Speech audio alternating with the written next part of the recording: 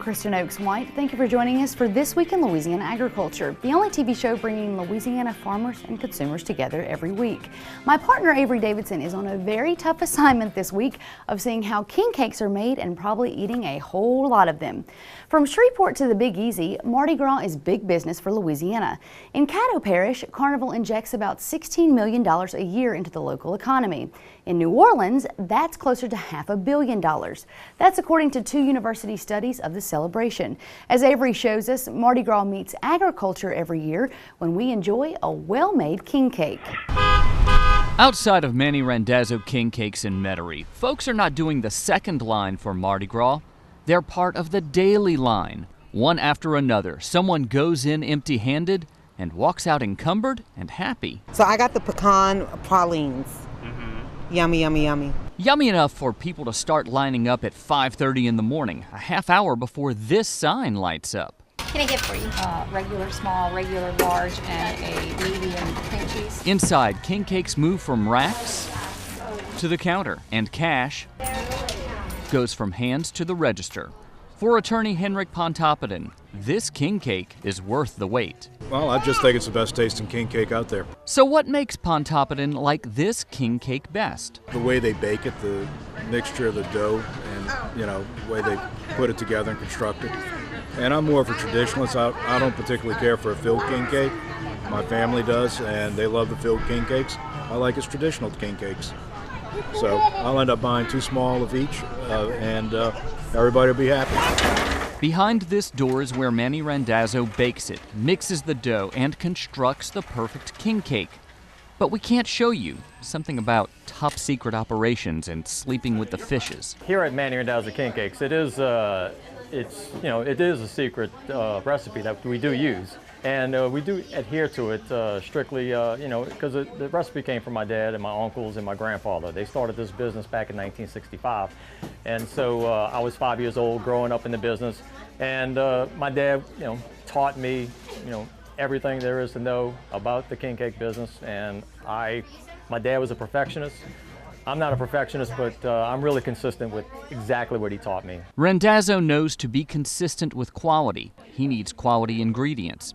That's why he's very particular about the sugar he uses. I can tell you from firsthand knowledge, the sugar that we get, from Domino sugar that comes from our sugarcane, plantations over here in South Louisiana, by far is the best sugar. We've gotten sugar from other countries and brought in and tried, and even though it was a cheaper product, it was totally inferior to, and we won't use anything except, good old sugarcane sugar. While Randazzo likes to keep the ingredients local, he loves to share the final product with everyone. The tradition that excites me in that you can see, we have some lines of people here, and they're excited about, getting the king cake.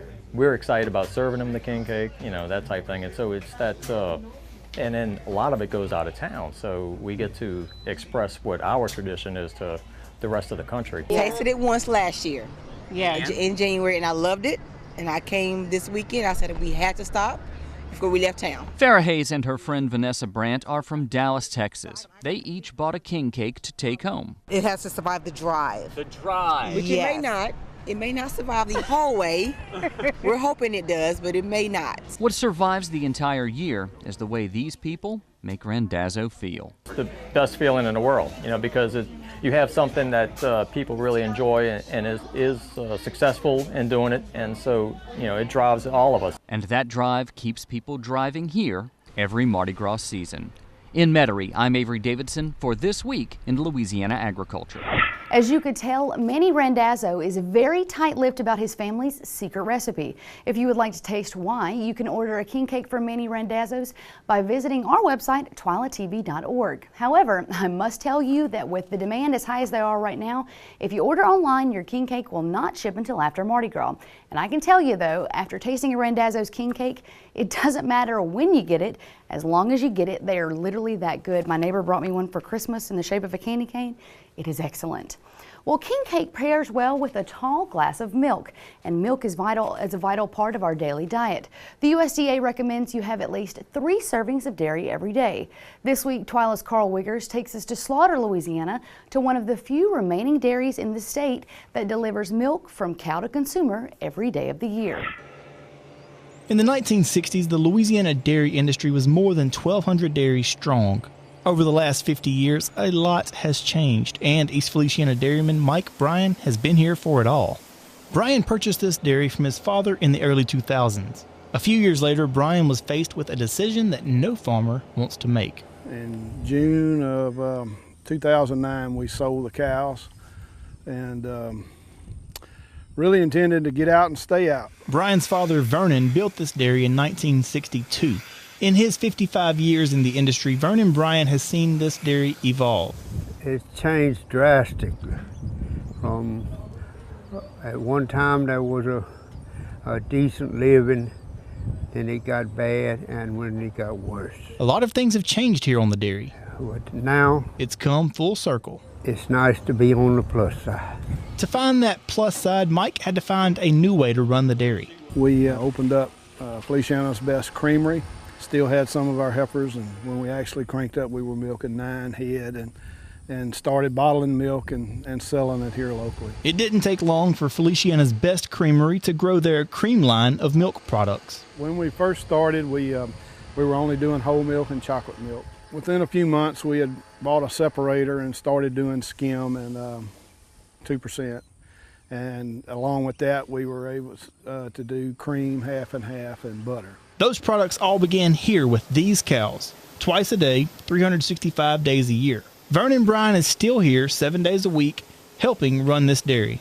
It's a good feeling to be able to operate with your family, and one of the 6 children wanted the operation, and I did all I can to help them progress. The way Feliciana's Best Creamery has progressed as a dairy is by making a milk reminiscent to the days of old. It's just non-homogenized, so the cream will still rise to the top. The creamery produces and sells more than 1,000 gallons of milk every week. Those products have now found their way into grocery store refrigerators like here at Rouse's Market in Zachary, but that's not where all of Feliciana's Best customers get their milk. Harold Kirby comes by often to get his milk right here at the dairy. About twice a week and buy 2 gallons. You know where it came from. It may not come out of New Mexico, it come from here. And what kind of milk is it that he gets? It's whole milk. It's just pasteurized, not homogenized. And why does he like that? So that's what I grew up on. Naturally. Bryan keeps these coolers stocked with their freshest milk for customers to come by and get their milk right from the source. And if you make the trip for some milk, there's a very good chance that you'll get to meet Mike Bryan yourself. That's because he's working right here every day to provide you and I with this daily staple. Lucky for us, that's a sacrifice that dairymen across the country, just like Mike Bryan, make every single day. And not just us, that's all dairymen make those sacrifices. So, but there again, that's what I do. That's my business. You can find Feliciana's Best milk products in grocery stores around the Baton Rouge area, as well as the Red Stick Farmers Market every week. And Kristen, I know you've probably gotten some at some point. I got a big old gallon of chocolate milk because he was making it that day when I was there in the creamery. So good, so good. Well, in fact, a couple of weeks ago, I bought a gallon from the grocery store in St. Francisville on my way home, and it had a film of cream or some substance at the top. Is that normal? Cream. That's actually what makes Feliciana's Best Creamery a little different than the rest. It's not homogenized, so that cream rises to the top. Well, then you know it's fresh. Great story, Carl Wiggers.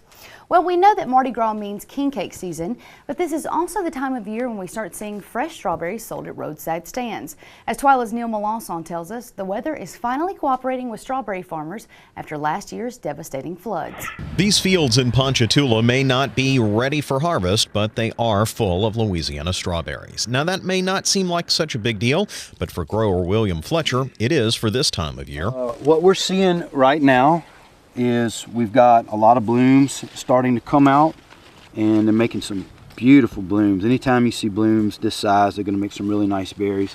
You know, this plant has a few berries that are starting to come on it now.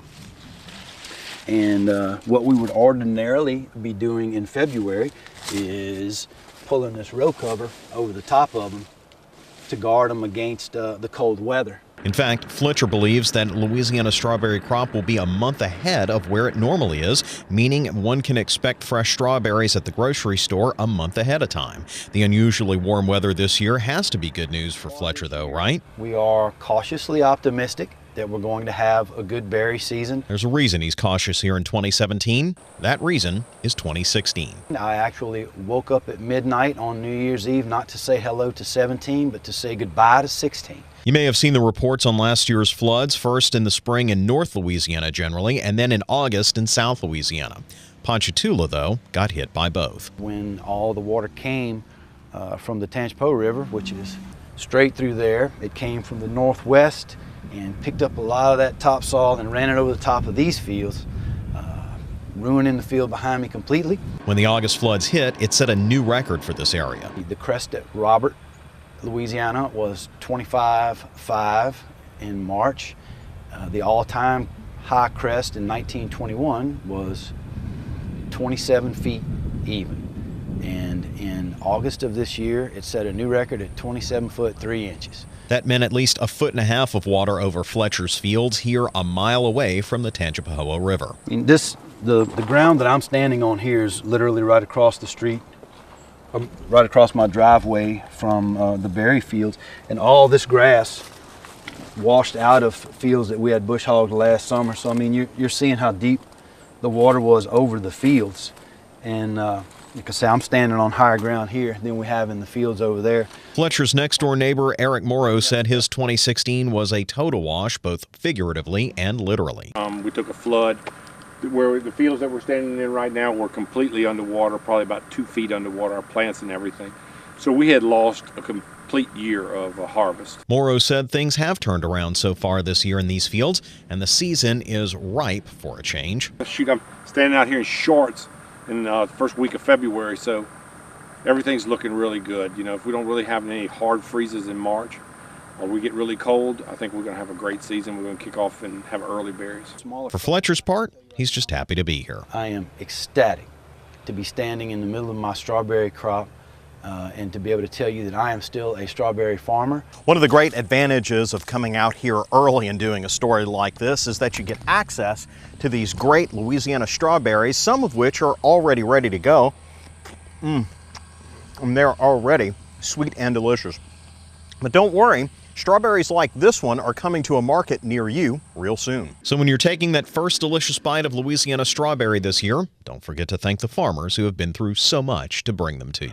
Now, if you'd like to sink your teeth into some of those strawberries like I did, there are a couple of places you can get them, one of which is the Red Stick Farmers Market as well as local grocery stores. Also, don't forget about the annual Strawberry Festival coming up April 7th through the 9th there in Ponchatoula. Well, while I was talking with William Fletcher, I got to ask him about farm labor. Almost all of the strawberries we eat, no matter where they come from, are brought in by the hands of migrant laborers. Fletcher said without them, we not only wouldn't enjoy this sweet Louisiana favorite, but he would be willing to hire labor here locally in a heartbeat. You put the ads in the paper and nobody really calls. It's hard work, for one thing. It's very hard work, and it's all outdoors.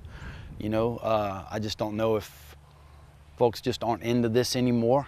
Now here in Louisiana, there are about 350 acres of strawberries grown by about 80 growers, and all of them rely on that labor Fletcher was talking about. Fletcher himself is an avid fan of the H-2A program, which legally brings in migrant labor into the U.S. And of course, Kristen, one thing I wanted to say about 350, acres of strawberries, it doesn't seem a lot. One funny story is when I started working 20 years ago at Farm Bureau, I'd been doing grain farms, and grain farms are 1,000, 2,000, 3,000 acres. So I went out to do my first strawberry farm, which was 10 acres of strawberries. And I was like, 10 acres, it's going to be nothing.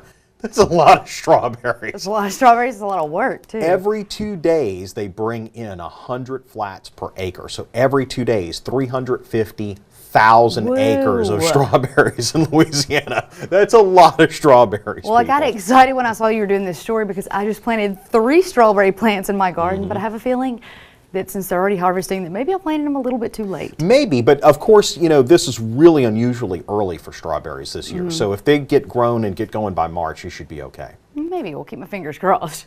Neil Malasaw, thanks. Well, Louisiana Congressman Ralph Abraham already represents the largest agricultural district in the United States. Now he's in a position to really help Louisiana's farmers and ranchers in writing the new Farm Bill.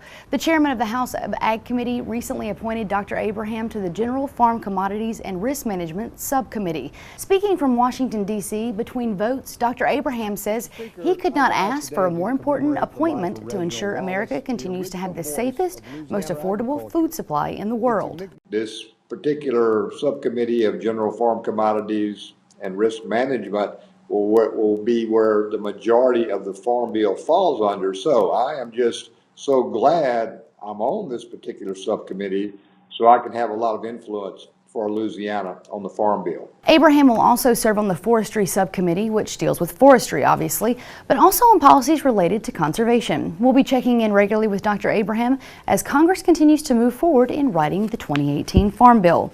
Well, last week, Governor John Bel Edwards officially called for the Louisiana legislature to meet in a special session set to begin February 13th.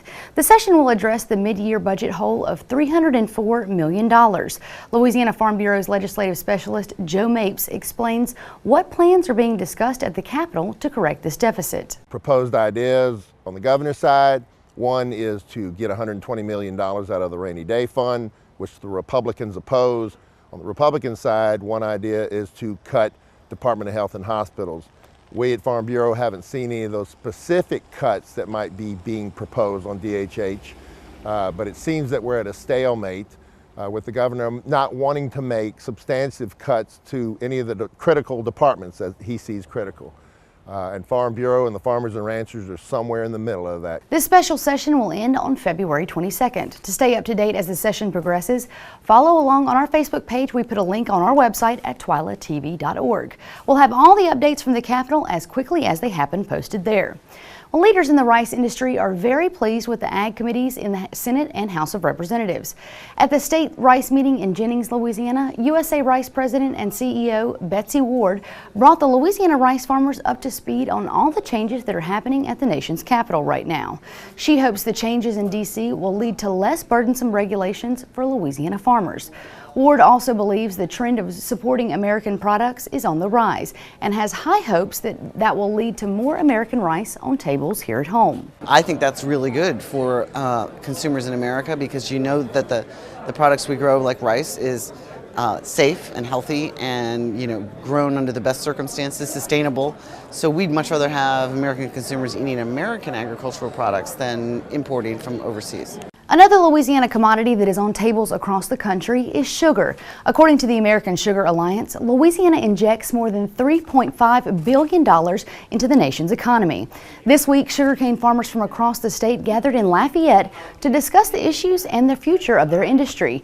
Dr. Courtney Gain is the president and CEO of the Sugar Association. She spoke about the changing reputation of the industry among consumers and how the industry can better connect to its consumers. Certainly, I think one thing that the sugar industry can do is connect the consumer with the farm and with the grower and with the history. And I think a lot of people would be surprised to learn how natural sugar is.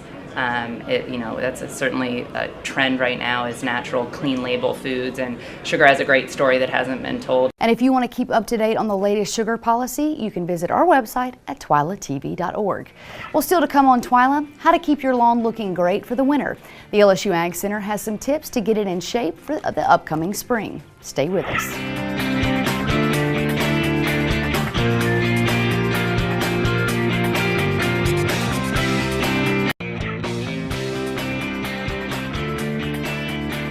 Not many people think about lawn care this time of year, but addressing the problems now, like winter weeds, can give homeowners a head start on having a healthy lawn for the rest of the year. Craig Gautreaux gives us some tips for what you should be doing with your lawn during the winter. While many lawns appear brown and dormant, you can find color if you look close enough. Chances are those green plants are winter weeds, and now is the time to control them. Homeowners should use herbicides that have atrazine or 2,4-D as the active ingredient. If you had to use one herbicide, atrazine would be it. It's going to cover more weeds than 2,4-D. But if you want to spray two chemicals, atrazine and then also 2,4-D is going to control another group of weeds that atrazine would not. Rouse says homeowners should first assess how widespread their weed problems are. This will be used to determine a strategy for combating the weeds. If you have just a few, it's always best to spot treat those weeds. If your entire lawn is covered with weeds or they're sporadically throughout the grass, you want to use a broadcast system where you cover the entire lawn. Rouse recommends homeowners perform a soil test on their lawns now because the results take a few weeks. The test indicates what nutrients need to be added to improve the appearance of the lawn later in the year. So you're going to get your nutrient results. You're going to get things like phosphorus, potash, calcium, magnesium, and these are the things that we need to know what we need to alter to make our lawn thrive in spring, summer, and fall. While there may be days that feel spring-like, it is still only the first full month of winter, and it is not time to fertilize. We don't want to add that fertilizer or those amendments this time of year because we don't want to send that grass out of dormancy, growing, and then possibly get a late frost and kill off some of that new tender growth. The first week of April is generally the time to begin fertilizing lawns in Louisiana. With the LSU Ag Center, this is Craig Gautreaux reporting. If your winter weed problem is not significant, spot treating is the best alternative. It's also the least expensive option for homeowners. Still to come on TWILA, we'll take a look back at this week and all the wild weather we've had so far this year. And it's only February. Trending on TWILA is up next. Stay with us.